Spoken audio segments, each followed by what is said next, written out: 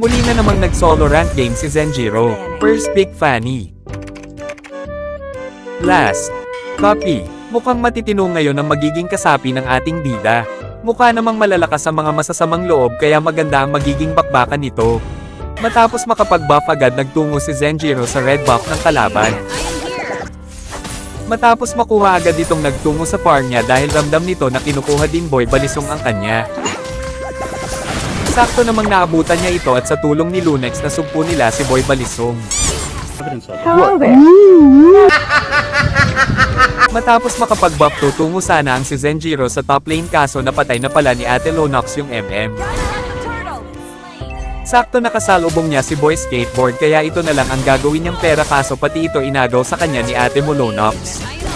Pero bakit kasalanan ko? Parang kasalanan ko. Kaya sa ibabang bahagi na lang ng mapa dumalaw si Zenjiro at doon pinagtutulungan ng mga masasamang loob si Aling Esmeralda.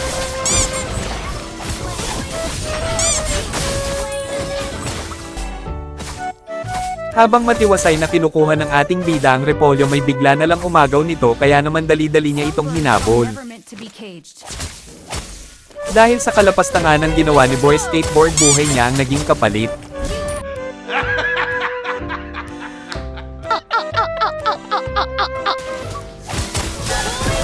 Matapos dumalaw sa top lane nag-blue buff si Zenjiro. At muli na naman sila pinagtagpo ni Boy Skateboard. Hello, motherfucker! Nagmamadali ulit si Zenjiro pumunta ng bot lane dahil inaapi na naman nila si Aling Esmeralda.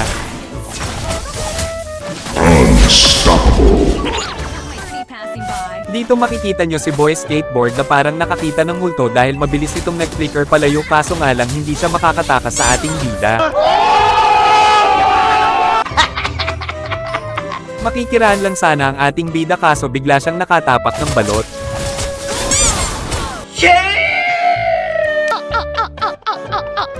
Mabilis nagtungo si Zenjiro sa bot lane dahil namataan niya si Boy Bulate na balak basagin ang tore nila.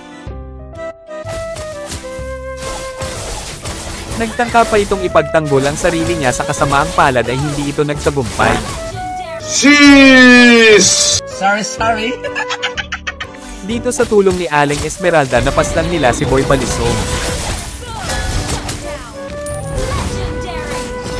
Sa kasamaang palad ay biglang naghamon ng away si Boy Bulate at doon nakabawi na siya sa ating bida.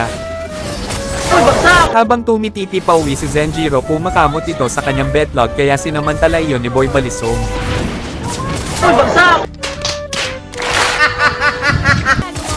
Nagmamadaling nagtungo si Zenjiro sa buff ng kalaban at doon napaslan niya si Boy Balisong at nakuha niya din ang blue buff nito.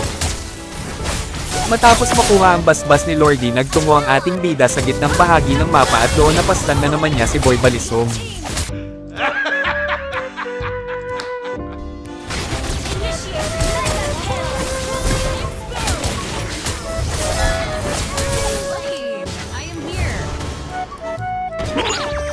At dito na magtatapos ang isa na namang umaatikabong bakbakan kasama ang ating mga bida laban sa mga masasamang loob. Hello there. Gago!